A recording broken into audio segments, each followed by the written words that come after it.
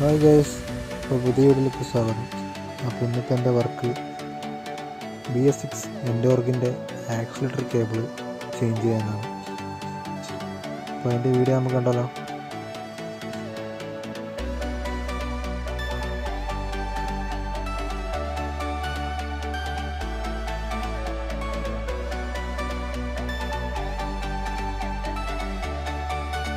അപ്പോൾ ഗൈസ്, ഇപ്പോൾ ഫ്രണ്ട് ഭാഗം അഴിച്ചു.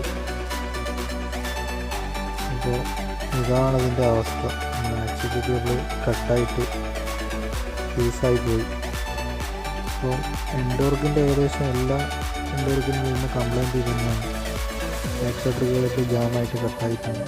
അപ്പോൾ പഴയ കേബിളിലേക്ക് പുതിയ കേബിൾ ടാഗ് വെച്ച് നമ്മൾ ടൈറ്റ് ചെയ്തിട്ട് ഫ്രണ്ടിലേക്ക് എടുക്കുകയാണ്.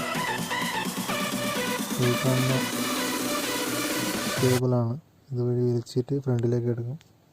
അപ്പോൾ കേബിളൊക്കെ എടുത്തു. അപ്പോൾ കേബിൾ നേരെ ത്രോട്ടിലേക്ക് സെറ്റാക്കുകയാണ്.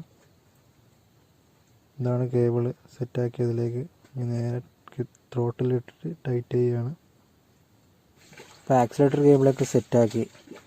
അപ്പോൾ ഇനി അതിൻ്റെ വർക്കിംഗ് എങ്ങനെ ഉണ്ടെന്ന് നോക്കാം. ചാവി ഓണാക്കി സ്റ്റാർട്ട് ചെയ്തു, റേസിങ് കൊടുത്തു. അപ്പോൾ പക്ക ഓക്കെ ആണ്. അപ്പോൾ വീഡിയോ ഇഷ്ടപ്പെട്ടാൽ സപ്പോർട്ട് ചെയ്യുക. നെക്സ്റ്റ് ഒരു വീഡിയോ ആയിട്ട് വീണ്ടും കാണാം. ബൈ.